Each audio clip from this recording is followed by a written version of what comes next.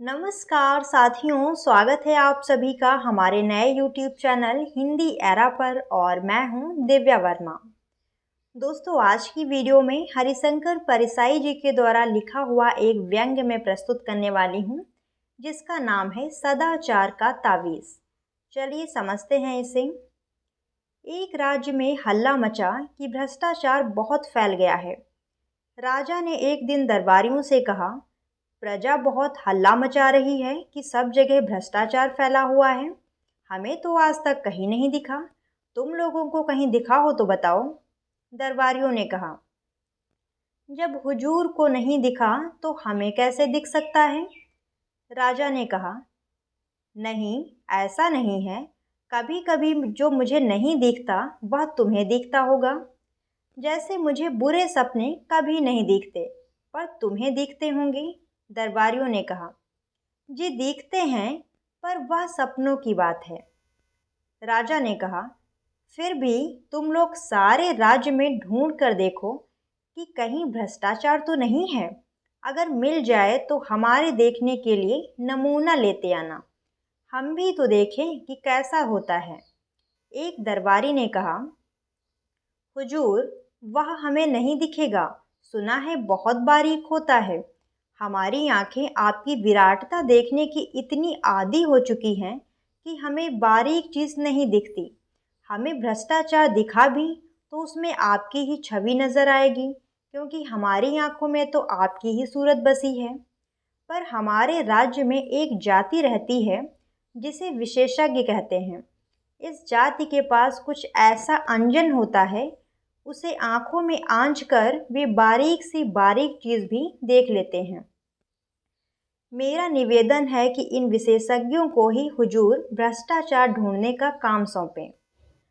राजा ने विशेषज्ञ जात के 5 आदमी बुलाए और कहा, सुना है हमारे राज्य में भ्रष्टाचार है, पर वह कहाँ है यह पता नहीं चलता। तुम लोग उसका पता लगाओ। अगर मिल जाए तो पकड़कर हमारे पास ले आना। अगर बहुत हो तो नमूने के लिए थोड़ा सा ले आना। विशेषज्ञों ने उसी दिन से छानबीन शुरू कर दी। 2 महीने बाद वे फिर से दरबार में हाजिर हुए। राजा ने पूछा, विशेषज्ञों, तुम्हारी जांच पूरी हो गई? जी सरकार। क्या तुम्हें भ्रष्टाचार मिला? जी बहुत सा मिला। राजा ने हाथ बढ़ाया, लाओ मुझे दिखाओ, देखूं कैसा होता है। विशेषज्ञों ने कहा, हुजूर, वह हाथ की पकड़ में नहीं आता। वह स्थूल नहीं है, सूक्ष्म है, अगोचर है, पर वह सर्वत्र व्याप्त है। उसे देखा नहीं जा सकता, अनुभव किया जा सकता है। राजा सोच में पड़ गए और बोले, विशेषज्ञों, तुम कहते हो कि वह सूक्ष्म है, अगोचर है और सर्वव्यापी है। ये गुण तो ईश्वर के हैं, तो क्या ईश्वर भ्रष्टाचार है? विशेषज्ञों ने कहा, हाँ महाराज, अब भ्रष्टाचार ईश्वर हो गया है। एक दरबारी ने पूछा, पर वह है कहाँ, कैसे अनुभव होता है? विशेषज्ञों ने जवाब दिया, वह सर्वत्र है। वह इस भवन में है। वह महाराज के सिंहासन में है। सिंहासन में है, कहकर राजा साहब उछलकर दूर खड़े हो गए। विशेषज्ञों ने कहा, हाँ सरकार, सिंहासन में है। पिछले माह इस सिंहासन पर रंग कराने के लिए जिस बिल का भुगतान किया गया है, वह बिल झूठा है। वह वास्तव में 2 गुने दाम का है। आधा पैसा बीच वाले खा गए। आपके पूरे शासन में भ्रष्टाचार है, और वह मुख्यतः घूस के रूप में है। विशेषज्ञों की बात सुनकर राजा चिंतित हुए और दरबारियों के कान खड़े हो गए। राजा ने कहा, यह तो बड़ी चिंता की बात है। हम भ्रष्टाचार बिल्कुल मिटाना चाहते हैं। विशेषज्ञों, तुम बता सकते हो कि वह कैसे मिट सकता है? विशेषज्ञों ने कहा, हाँ महाराज, हमने उसकी भी योजना तैयार की है। भ्रष्टाचार मिटाने के लिए महाराज को व्यवस्था में बहुत परिवर्तन करने होंगे। एक तो भ्रष्टाचार के मौके मिटाने होंगे, जैसे ठेका है, ठेकेदार हैं, और ठेकेदार हैं तो अधिकारियों को घूस है। ठेका मिट जाए तो उसकी घूस मिट जाए। इसी तरह और भी बहुत सी चीज़ें हैं। किन कारणों से आदमी घूस लेता है, यह भी विचारणीय है। राजा ने कहा, अच्छा, तुम अपनी पूरी योजना रख लाओ, हम और हमारा दरबार उस पर विचार करेंगे। विशेषज्ञ चले गए। राजा ने और दरबारियों ने भ्रष्टाचार की मिटाने की योजना को पढ़ा और उस पर विचार किया। विचार करते दिन बीतने लगे और राजा का स्वास्थ्य बिगड़ने लगा। एक दिन एक दरबारी ने कहा, महाराज, चिंता के कारण आपका स्वास्थ्य बिगड़ता जा रहा है। उन विशेषज्ञों ने आपको झंझट में डाल दिया। राजा ने कहा, हाँ, मुझे रात को नींद नहीं आती। दूसरा दरबारी बोला, ऐसी रिपोर्ट को आग के हवाले कर देना चाहिए, जिससे राजा की नींद में खलल पड़े। राजा ने कहा, पर क्या करें? तुम लोगों ने भ्रष्टाचार मिटाने की योजना का अध्ययन किया है। तुम्हारा मत क्या है? क्या उसे काम में लाना चाहिए? दरबारियों ने कहा, महाराज, योजना क्या है? एक मुसीबत है। उसके अनुसार कितने उलटफेर करने पड़ेंगे, कितनी परेशानी होगी। सारी व्यवस्था उलट पुलट हो जाएगी। जो चल रहा है उसे बदलने से नई नई कठिनाइयाँ पैदा हो सकती हैं। हमें तो कोई ऐसी तरकीब चाहिए जिससे बिना कुछ उलटफेर किए भ्रष्टाचार मिट जाए। राजा साहब बोले, मैं भी यही चाहता हूँ, पर यह हो कैसे? हमारे प्रपितामह को तो जादू आता था, हमें वह भी नहीं आता। तुम लोग ही कोई उपाय खोजो। एक दिन दरबारियों ने राजा के सामने एक साधु को पेश किया और कहा, महाराज, एक कंदरा में तपस्या करते हुए इस महान साधक को हम ले आए हैं। इन्होंने सदाचार का तावीज़ बनाया है। वह मंत्रों से सिद्ध है और उसके बांधने से आदमी एकदम सदाचारी हो जाता है।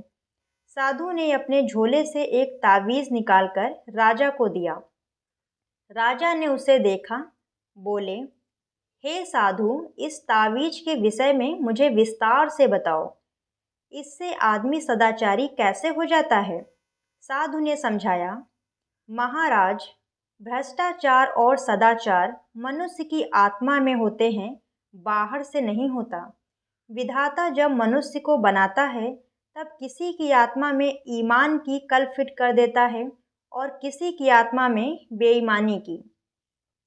इस कल में से ईमान या बेईमानी के स्वर निकलते हैं, जिन्हें आत्मा की पुकार कहते हैं। आत्मा की पुकार के अनुसार आदमी काम करता है। प्रश्न यह है कि जिसकी आत्मा से बेईमानी के स्वर निकलते हैं, उन्हें दबाकर ईमान के स्वर कैसे निकाले जाएं? मैं कई वर्षों से इसी के चिंतन में लगा हूँ। अभी मैंने यह सदाचार का तावीज़ बनाया है। जिस आदमी की भुजा पर यह बंधा होगा वह सदाचारी हो जाएगा। मैंने कुत्ते पर भी इसका प्रयोग किया है। यह तावीज़ गले में बांध देने से कुत्ता भी रोटी चुराता नहीं है। बात यह है कि तावीज़ में से सदाचार के स्वर निकलते हैं। जब किसी की आत्मा बेईमानी के स्वर निकालने लगती है, तब इस तावीज़ की शक्ति आत्मा का गला घोंट देती है और आदमी को तावीज़ से ईमान के स्वर सुनाई पड़ते हैं। वह इन स्वरों को आत्मा की पुकार समझकर सदाचार की ओर प्रेरित होता है। यही इस तावीज़ का गुण है महाराज। दरबार में हलचल मच गई। दरबारी उठ उठकर तावीज़ को देखने लगे। राजा ने खुश होकर कहा, मुझे मालूम नहीं था कि मेरे राज्य में ऐसे चमत्कारी साधु भी हैं। महात्मन, हम आपके बहुत आभारी हैं। आपने हमारा संकट हर लिया। हम सर्वव्यापी भ्रष्टाचार से बहुत परेशान हैं, मगर हमें लाखों नहीं करोड़ों तावीज़ चाहिए। हम राज्य की ओर से तावीज़ों का कारखाना खोल देते हैं। आप उसके जनरल मैनेजर बन जाएं और अपनी देख रेख में बढ़िया तावीज़ बनवाएं। एक मंत्री ने कहा, महाराज, राज्य झंझट में क्यों पड़े? मेरा तो निवेदन है कि साधु बाबा को ठेका दे दिया जाए। वे अपनी मंडली से तावीज़ बनवाकर राज्य को सप्लाई कर देंगे। राजा को यह सुझाव पसंद आया। साधु को तावीज़ बनाने का ठेका दे दिया गया। उसी समय 5 करोड़ रुपए कारखाना खोलने के लिए पेशगी मिल गई। राज्यों के अखबारों में खबरें छपीं, सदाचार के तावीज़ की खोज। तावीज़ बनाने का कारखाना खुला, लाखों तावीज़ बन गए। सरकार के हर कर्मचारी की भुजा पर एक एक तावीज़ बांध दिया गया। भ्रष्टाचार की समस्या का ऐसा सरल हल निकल आने से राजा और दरबारी सब खुश थे। एक दिन राजा की उत्सुकता जागी। सोचा, देखें तो यह तावीज़ कैसे काम करता है। वह वेश बदलकर एक कार्यालय गए। उस दिन 2 तारीख थी। एक दिन पहले तनख्वाह मिली थी। वह एक कर्मचारी के पास गए और कई काम बताकर उसे 5 रुपए का नोट देने लगे। कर्मचारी ने उन्हें डांटा, भाग जाओ यहाँ से, घूस लेना पाप है। राजा बहुत खुश हुए। तावीज़ ने कर्मचारी को ईमानदार बना दिया था। कुछ दिन बाद वह वेश बदलकर उसी कर्मचारी के पास गए। उस दिन 31 तारीख थी, महीने का आखिरी दिन। राजा ने फिर से 5 का नोट दिखाया और उसने लेकर जेब में रख लिया। राजा ने उसका हाथ पकड़ लिया और बोले, मैं तुम्हारा राजा हूँ। क्या तुम आज सदाचार का तावीज़ बांधकर नहीं आए? बांधा है सरकार, देखिए। उसने आस्तीन चढ़ाकर तावीज़ दिखा दिया।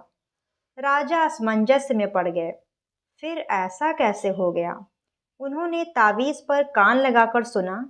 तावीज़ में से स्वर निकल रहे थे, अरे आज तो 31 है, आज तो ले ले।